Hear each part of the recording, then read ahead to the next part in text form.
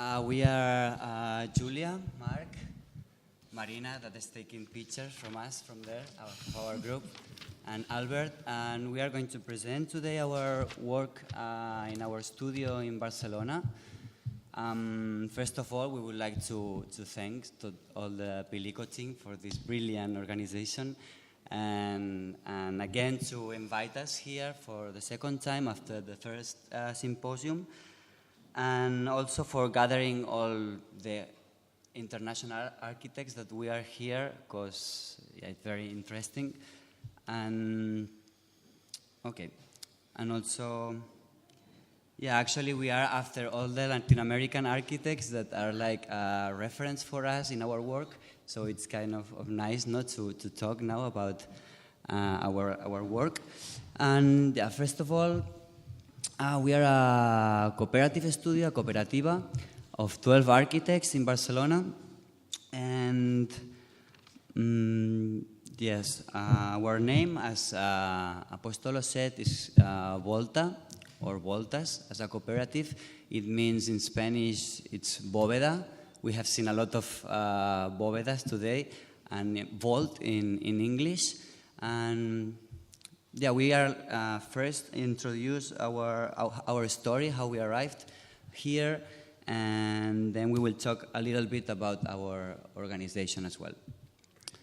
Our first steps into the green architecture in natural materials, was in the University School of Barcelona, and we didn't actually knew each other until we entered to a non-profit organization inside the school that was like promoting this kind of architecture,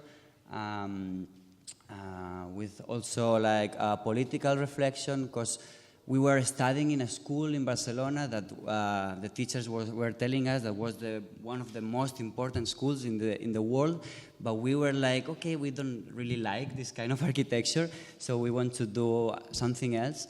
Then we started in this organization, and we started to work together as a group. So finally, we became friends, and yes, the main goals of this organization were like to make the reflection or changing the way how we understand architecture, or at least talk about it, about the profession and the architecture world. International cooperation projects. This picture here, as you see, is our first building in Argentina for farmers like movement to defend the land. And yeah, we try to like we're trying to tell them like how important were their techniques and for this kind of movement. And also when we came back in the school, we were organizing some workshops for students, because we don't actually touch the materials in our school. So we were invading all the outside part of the school, doing workshops with, as you see here, the CEB bricks and straw bales. And also another line that we were like working in the school was participatory urban design, that we will talk later more about that. So during this period, we organized a workshop with Cañaviva in the school about cane construction with arcs, and then suddenly in this period there was like subvention, like giving money by the university was giving money to make research. So we decided to make some load tests, mechanical tests into these arcs that we were like creating. And so we decided to create an association that was called Investigación Cañera, investigation and cane. So that was the work we presented last time here in Jania, so I will not repeat it again.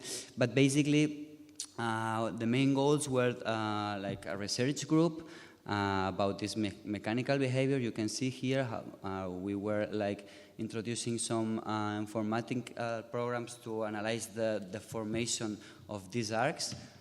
and because it's a very flexible material, so it was important to know how is the behavior of it, and yeah, and also we started to make some workshops with all the technique that we were like learning to spread the knowledge, and also for like get expertise on this technique.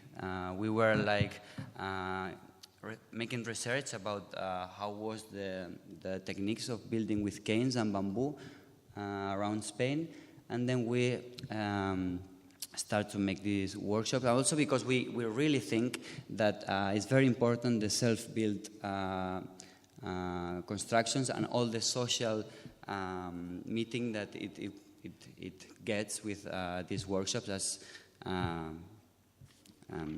as Rosario was explaining before to us. And so after we finished school, we were a group, we became friends finally, and we had like the same vision, no, of living and of the profession. So we sat in an assembly in an old house in Catalonia, and we decided to make our organization like professional and try to live with our like ideals, no.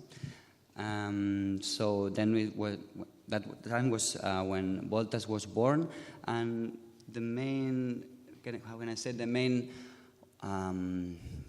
goals or the main path that we decided to follow was to make social and sustainable architecture as a global, as a como un todo, as a holistic way of understanding the habitat.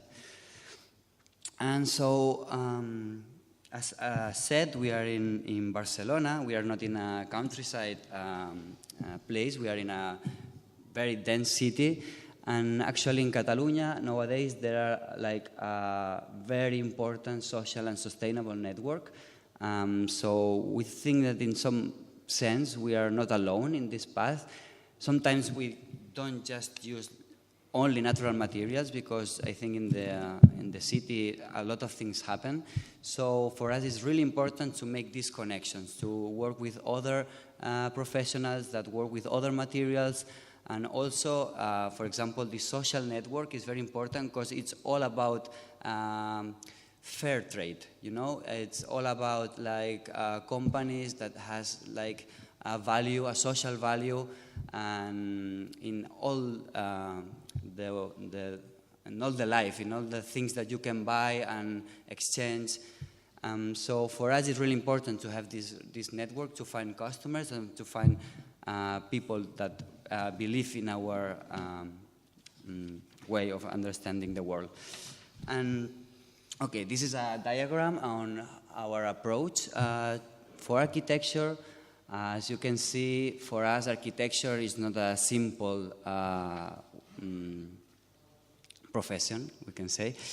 But for me, the most important thing is that the way how we approach a project, it's about to change the role of the architect. In the past, we can say the architect was like some Greek god, no? And for us, our understanding is like there are a lot of people that it's involved in a project, and we like to work with them like in a horizontal way.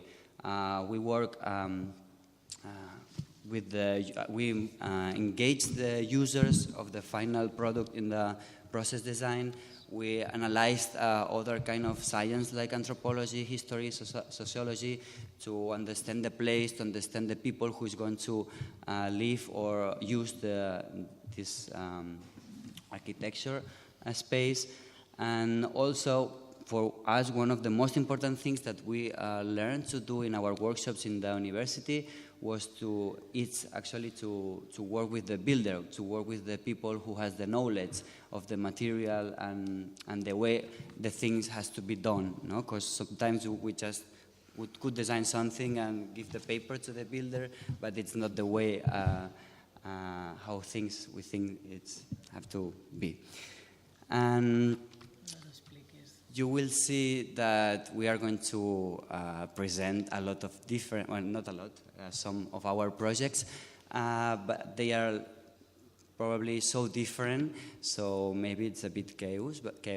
But what I want to say with that is like we try to put in each of our projects like these like 4 topics, no? Like the one hand, sensitive architecture with natural materials, and on the other hand, social urban design to involve the users in the process of creating the habitat in our cities, temporary construction, that it makes us like the power to experiment and create new forms with cane, for example, and critical thinking, that it's the part about we research about knowledge, and we really like to discuss the idea and the process of the design architecture. And so now Mark is going to talk. We are really glad to present today research about cane construction in Spain, and a book that is going to be published soon. So pass the word to Mark. Okay. We try to recover the traditional heritage and the knowledge about the techniques with cane in Spain, because there's a lot of buildings built with those techniques, but there's no more people doing it. So it's a knowledge that we are losing, and because it is in the way thing or the way to life on the organic societies where the cycles are closed, and then the city, the building, the agriculture is almost the same. So first, okay, we wanted to show how the book looks like. Now it's almost printing. I don't know, maybe. We are here, so. But it looks like we present the one technique and how you can do it. So it's like a guideline for everybody to try to do it at home. It's not so easy, but we have to keep this knowledge from people that we have made in this way that we have done with the canes, and we try to keep it all our knowledge that we have, took from a lot of people and put in a book. Maybe it's not finished. It's a work that we have to remake year and year and year, and putting more knowledge, because now it's like the start, and then it will grow. So, what's cane? Cane is Arundo donax in Spain. Is caña americana, caña mediterránea, caña común, Gian reed, cane. It came from India. It's not a native plant here, but it's naturalized. In a way, it's like there are lots of years, like thousands of years here, but it's a problem because they still. They take too much water. No, it's not the problem. They take the space from other plants that are local plants. So we have to recuperate our rivers with local plants like salix or I don't know the names in English, but this is a problem because we have this invasion of canes. Before, this was not a problem because people used this resource and then was controlled. So it looks like here in the agriculture it's very common to use for the tomato and these kind of things. But now we are losing this use. The canes grow in the warm climate, less than 1,500 meters, and more or less in these areas. We have, I will show like 4 or 5 techniques very quick because we are late. But this is one of most important for me because it's the cañizo, we call it. It's a panel built by canes. The canes turn at the end, and then you can build a panel that is really strong only with canes. So we can put you in the roof and cover with earth, in the facades, also with earth or with lime, or in the vision walls with gypsum. So it's very common, and in the interior of the river Ebro, in Aragon, Catalonia, it's very, very common. But nobody knows how to do it now, only 2 or 3 people. This is another technique, it's quite different. The cane, here the cane is opened, and this is the whole cane, tied with a rope, and also we can put it in the roof, in the facade, and the vision walls. It's all the same, but in another place, in the south of Spain. So we have another technique, it's quite beautiful because this is the Cordoba mosque, almost the best I have built in Spain. It's beautiful, it's amazing, and it's made by canes. This is the technique is similar to Renato explained with wood, because it's a vault, but it's not really a vault. It's not a structural vault. They are lying to us. It's cane and wood and also gypsum, and it's amazing because you have the sense to be in a really, really impressive vault. Other technique is in Barcelona we have a lot of this ceiling made by canes and gypsum also, and you don't realize that this is cane. But when you have water, humidity, you put out all the ceiling and you put this prefabrication of gypsum and pladur, this kind of prefabrication now, and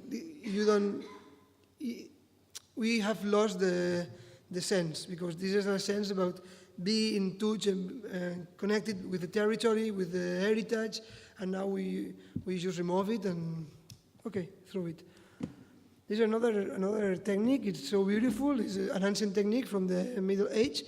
They use the cane as a form work, and with clay, with lime and stones, they build the vault. So it's in order to make cheaper the building of a boat.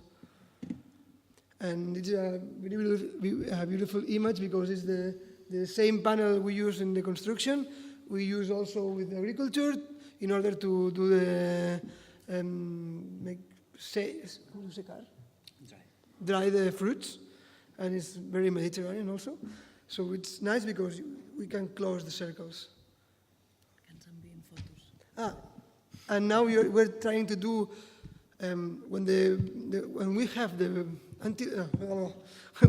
the book, we will work in an interactive map in the whole territory of Spain, but we want to do it Mediterranean and world. So first Spain, then Mediterranean, then the world. But if you have pictures or ideas or something you can bring to us, because we need it, because it's very difficult to find information of these techniques. So, hi.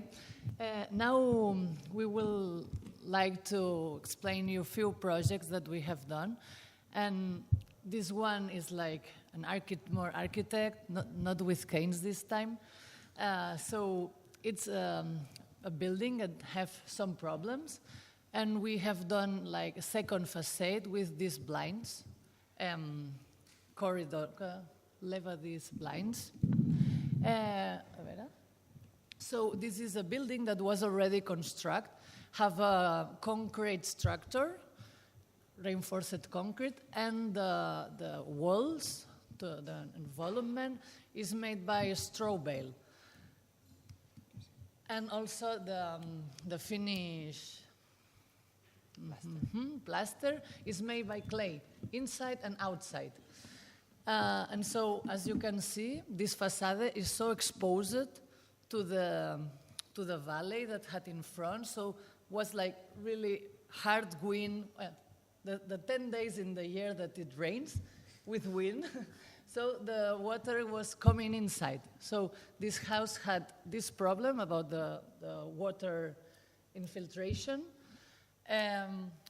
Also the plaster was cracked. This was a problem about the person who put it, was not like really, the details, the constructive details were not good enough. You can see like the window is in the outside line of the wall. So this in the Mediterranean area, we don't do it. They do it in the north, but not here. And this is one of the problems. And also another one that's very funny, because this house don't have blinds or sun protection. So the sun was hitting in the house. And because of its so good isolation, because of the straw, was not going out. So was huge, lot of problems. Like it's, this happened also because the architect that have designed it is not professional in natural materials. So the design is not for this kind of, so there was many problems. So the person asked to us, I think you can pass. Okay. So yeah, we thought about doing a second facade. This way we don't do the plaster again, and also was very difficult to remake the details in the windows. So we thought it was a good idea to hold the blinds and also to protect like from this windy rain that was going inside. And this way, because like you protect from the wind, and also you can have views, and you can have views and light inside of the house, even it's open. So you don't understand. And then the problem, we had to find someone who constructed, because it was like very specific kind of blinds. So it was a big research, and finally we find the trade person, no, the craft, the carpenter, that was very excited, like, oh yeah, yes, I want to try. So he find the iron man, how's the call in English, blacksmith? And they too finished to find the details of the facade, how exactly have to be. So it was really nice work together with this professional carpenter. Yeah, you can see from inside, it's kind of rude also. Yeah, so this was the project. And here there's another kind of structures, that these ones we do it as construct person. We are the builders of this structure, the cane structure. And this is a building placed in the city center of Barcelona, very near to MACBA, the modern museum. And was very interesting because the BAM Association, Mediterranean Bioarchitecture, that some of Pilicos have been there already, and they gather a lot of different people that was working with natural materials to make kind of showroom, show place with, have problems, okay. Yeah, like, and there are like straw bale, hempcrete also, walls, cross-laminated timber, so many also recycled structure. Was very interesting, like workshop place. So what we have done is like the cane arc with about 20 centimeters diameter. So each arc is structural. And after this, it has this second layer, secondary structure, that you can see the grid. And later, we have sew the canes on the secondary structure. So this whole basket have resistance enough to be to hold the layers to finish and to be a building. You can go back. Sí, yo te las paso. No, está bien. No. I find it. And here also, I mean, when we came 3 years ago, we have showed these mechanical tries, and in this case, we have done it also in the same place, in the work site. In this case, we put a lot of water in these panels to really try the structure that it holds. And was like a piece of the structure that we tried. And we put 300 liters, and the deformation was about 1 centimeter, 2 centimeters. And it was funny because this thing like, it not breaks, but it just went down. And after this, okay, we could not really crack the structure with 1 tone, that is what we would like.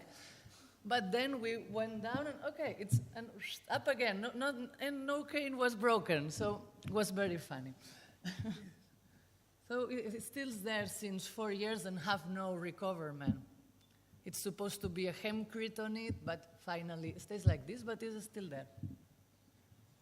And this is another structure that we have done these last months, and it's an adaptation of the Domo Caña that Lucia was showing us before.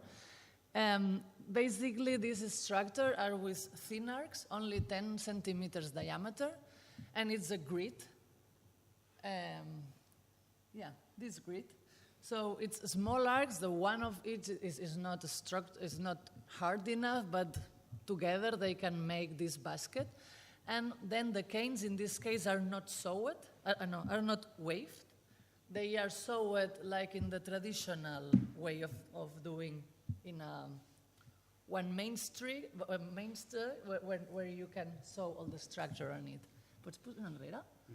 And well, as you can see, all of your constructions also done it together, no, with a big group of people. Sí. There está. And now Albert will continue with this work that we have done in 2015, I think. Okay. This is a dome of 15 radius or 30 meters diameter that we were really happy to participate. It was for one of the best restaurants in the world. I don't know how we arrived there, but we arrived. And it was like the best restaurant in the world in 2013, something like that. And the funny thing is that the restaurant is called Roca Brothers. Is like contemporary cuisine, but their cuisine, how they cook, is with local food, with local products. So they hire an architect to transform this idea of the restaurant to a building. So as you can see here, we just did the cane parts, not the other. Sorry. Yeah, I wanted to show you as well how the construction was evolving, because I think it's really interesting. And the architect was telling that he was like finding the appropriate materials for the place, local materials, to have an open space for events, for the restaurant. So as you can see here, the first work that was placed in the construction site was this stone work for make the foundations and the structural walls for the wood structure. Then a French company, carpenters, designed these arcs, like prefabricated arcs that were placed in the construction site. And then here was like open space that it shouldn't pass water on it, because it's a fancy restaurant. So they had to put some plastic on it. The architect was very upset, but he didn't find another material, because also the client said that they wanted to see the sky and the stars at night. So, yeah. And then afterwards, it was like a greenhouse, actually. You couldn't even stay there because of the hot. So they asked us to make a covering for this dome. So we decided to take all this knowledge that we have been researching, no, about the construction, to make a form that it could be placed in the site. Actually, we were the last ones. Everything was done, so we couldn't afford to have machines, you know, to take us to the upper part of the dome. So we had to climb it. I mean, it was like crazy work. We spent like 1 month to do the covering, but yeah, it was like a challenge for us, no? Here you can see the final result. We just covered half of the dome because it was like the southern part. And yes, I think that's all. You can see as well here. Huh? Okay, and we wanted to explain as well some other projects about like temporary constructions that we think that it's interesting to see how we are evolving the technique. This is an entrance for a hotel in the Pyrenees in Catalonia.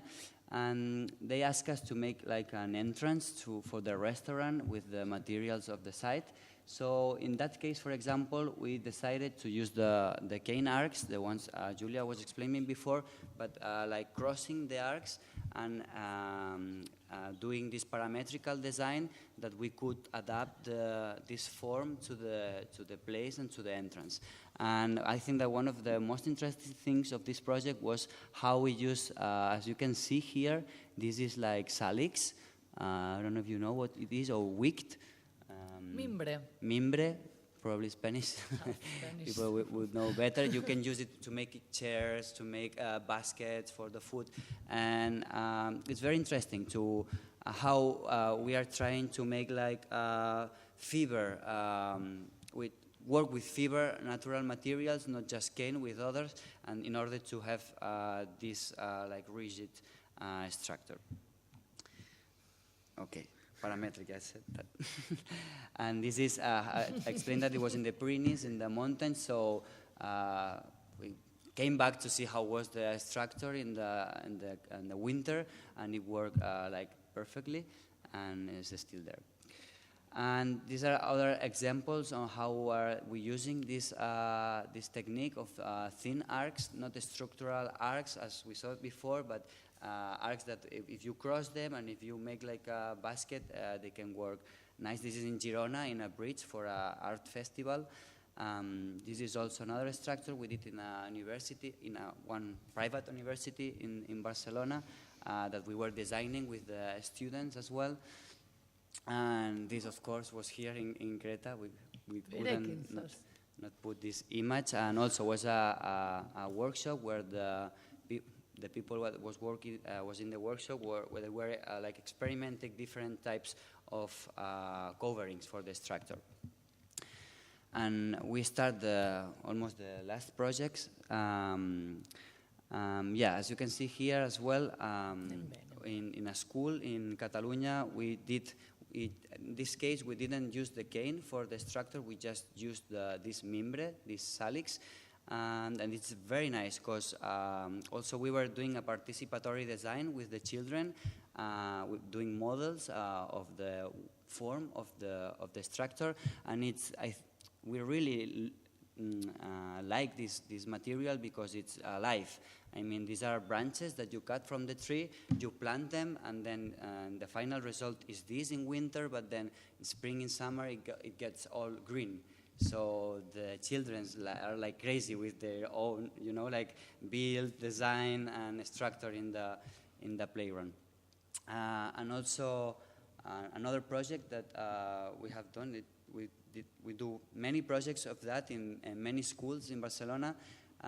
This is a co-design playground in a school, and the challenge of this kind of projects is to think about the playground of the school as an image of the society.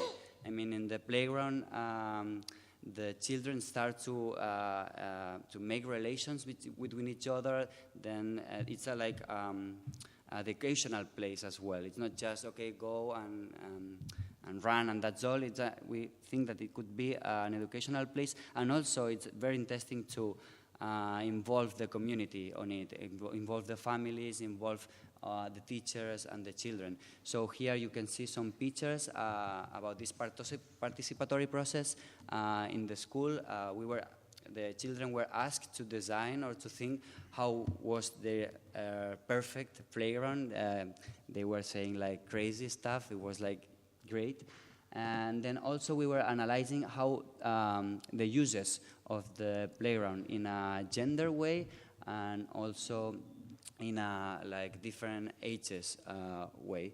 And it's, I think, a very interesting process.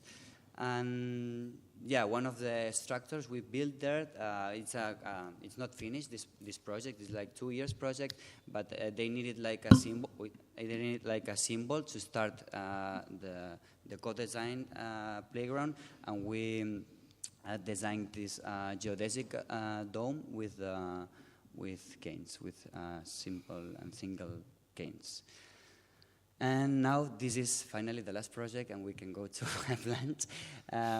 It's a project that Julia will explain in our neighborhood in Barcelona, and it talks about a participatory process and community urban design. Yeah, so we wanted like to explain this project is not like the natural construction and that stuff, but it really we feel like we are very aligned with this way of working. I mean, natural materials is one part, but also to look for this fair society. And yeah, we are involved in our neighborhood, in the community work. So our contribution is the architect and urban knowledge. So also because it's basically in a process of gentrification, all Barcelona and many cities in the world, also Hania. And in this case, the situation was in 2002. There was an urban plan that was really aggressive, that destroyed almost the whole neighborhood. So it has been like lot of movements, and it happens a lot of things. So since now is 14 years, we arrived only 3 years ago that we are participating in all of this. So it was like long time that the people could realize what's going on and then organize themselves. So basically what happened, like the municipality demolished the neighborhood, so many people had to leave. Also the economy was closed, all of it. All the shops are closed. And yeah, so we have like kind of sad society, no? Because also like there are different kind of the young people who is around, and the more old people that they are since always in this neighborhood. So many things were happening. And in the first time, like was more conflict neighborhood. And with these last years, start to appear like a lot of organization and different groups of people. And we are in some of these groups also, trying to go all together and to unite ourselves, that then we can do a better place. So basically what we have done is, by one side, ask to ourselves, what do we want? I mean, for what are we fighting for? And we find this question. We find like we want a red neighborhood. We want a place with fair trade and ecological and good for people, human neighborhood. So we ask ourselves, how is this place? No, how should be this urban design that shows this? So we started with other people. I mean, we as Volta, as an architects, but also with other neighbors that they have other formations, and we have done like together working. So we start in like, first of all, telling the history by our point of view, not the official history that is written in the books, and also to approach on this question, how is this urban design? So by one side, like the basic things that we find is like to protect the surround waters, to have squares, to don't have cars on these places, to have garden where you can eat from directly from the city. So we try to develop all these things, this by one side, and by the other side doing a hard campaign to the basically to the municipality to reclaim them. You have to change this urban plan. So we started like Twitter campaign, demonstration, making also speaking to the, making conference to the other neighbors that they want to join us. And finally the municipality say, okay, at the beginning they say, no, it's impossible to change an urban plan, it's no way, no way. So finally it was like, okay, let's change it. And then they say, okay, we will change it through an international competition. And it was like, what? Do you want to make an international competition? We as a neighbors, we know how we want this neighborhood. So after arguing a lot of months, I say, okay, let's make this competition, but we want to be in the jury, we want to make a participation process later. So we improve the final result. And basically, yeah, which was the point that at the beginning we were like together with the neighbors, like giving the tools for these exhausting urban language problems. And in the middle of the process, the municipality contract us to make the basis of this competition. And also we have been in the jury with the other neighbors. And then making this participatory process that was very nice because it was 4 different days, like 3 months work. And was like very deep, giving a lot of information, like 4 hours every day with around 50 neighbors each time. So really intense, and it was very nice because the neighbors really had so high level of knowledge, talking about the volume, the typology, so it was very nice.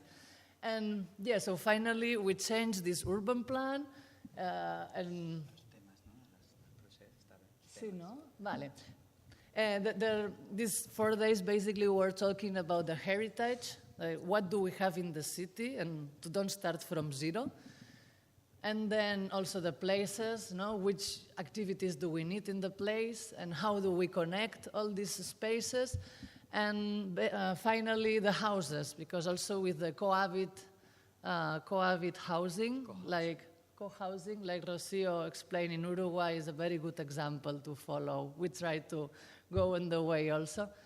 And yeah, so it was great because the project that was the winner of the competition was very good and was very ecologic and that stuff, but the neighbors really improved it a lot. Like they moved the square because it's not the right place. We know how our neighbor is, so we have to put it here. And now finally it's like everybody's happy. The municipality, the neighbors. So by the moment it's okay. We have other challenges still to fight, like the gentrification, the private prices, that stuff. But in this small case was successful. And yeah, like also this way of working, we try also to work in the same way inside of our group because we are 12 partners. So sometimes it's difficult, right, to be together in the group and to don't die in the process. And basically what happened, I mean, we are a diverse group with different interests, people that is more theoretic, people that like the cane, the workshop. So basically our way of doing is to speak a lot, discuss a lot, that everybody's happy in the situation. And yeah, a lot of time. Discussing. So this kind of trying. And this is this is our group. We invite you if you come to Barcelona to visit us. And as you can see in this picture, the way how we live or how we want to live is the way how we want to understand architecture and the habitat. We are thank trying. you. We are in the way. Thank you very much.